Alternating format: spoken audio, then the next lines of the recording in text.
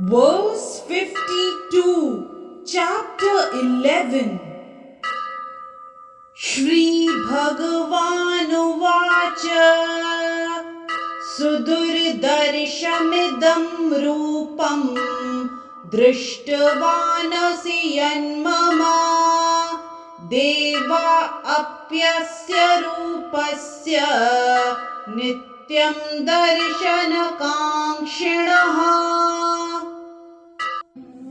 In this verse, the Supreme Personality of Godhead said, "My dear Arjun, this form of mine you are now seeing is very difficult to behold. Even the demigods are ever seeking the opportunity to see this form which is so dear." Elaborating on the above thought, in the 48th verse of this chapter, Lord Krishna concluded, revealing his universal form, and informed Arjun that this form is not possible to be seen by so many pious activities, sacrifices, etc. Now here the word Sudurdarshanam is used, indicating that Krishna's two-handed form is still more confidential. One may be able to see the universal form of Krishna by adding a little tinge of devotional service to various activities like penances, Vedic study, and philosophical speculation. It may be possible, but without a tinge of bhakti, one cannot see that has already been explained. Still beyond that universal form, the form of Krishna with two hands is still more difficult to see, even for demigods like Brahma and Lord Shiva.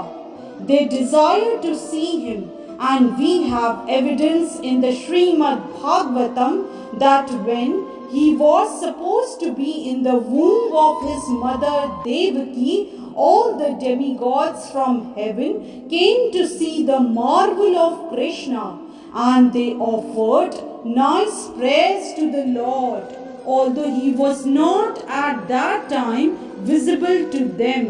They waited to see him.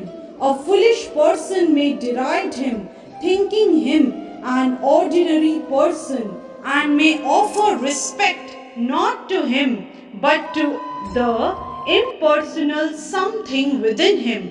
But these are all nonsensical postures. Krishna, in his two-armed form, is actually desired to be seen by demigods like Brahma and Shiva. In Bhagavad Gita, it is also confirmed, Avajananti ma mudha manushim tanumashritam. He is not visible to the foolish persons who deride him. Krishna's body, as confirmed by Brahma Samhita and confirmed by Krishna himself in Bhagavad Gita, is completely spiritual and full of bliss and eternality.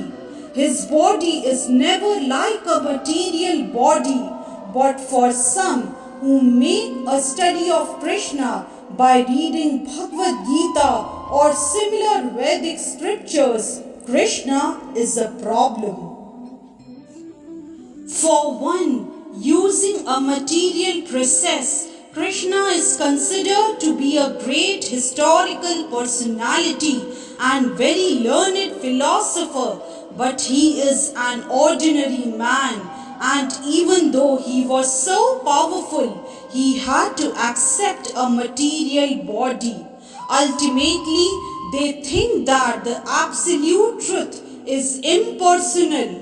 Therefore, they think that from his impersonal feature, he assumed a personal feature attached to material nature.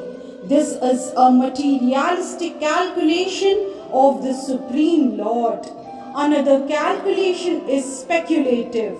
Those who are in search of knowledge also speculate on Krishna and consider him to be less important than the universal form of the Supreme. Thus, some think that the universal form of Krishna, which was manifested to Arjun, is more important than his personal form. According to them, the personal form of the Supreme is something imaginary.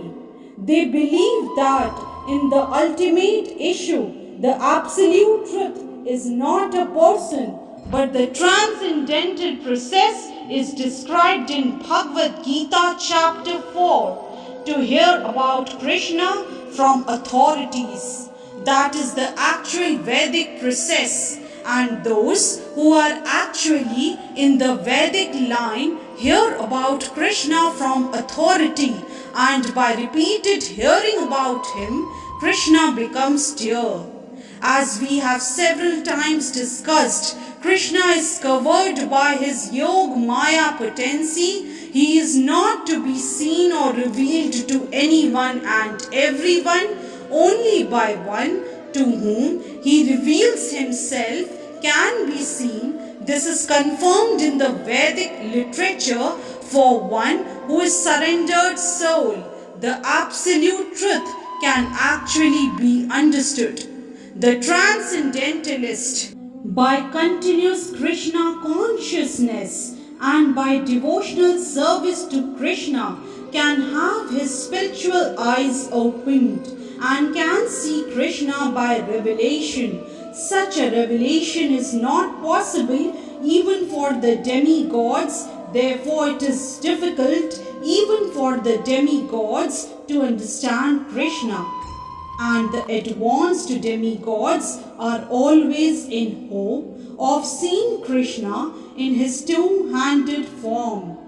The conclusion is that although it is possible to see the universal form of Krishna in a very difficult state, and it is not possible for anyone and everyone, it is still more difficult to understand his personal form as Shyam Sundar. Hence, verse 52 of chapter 11 is explained. Hare Krishna. If you like today's video, please do like, share, subscribe and comment on the channel Mystic Faith.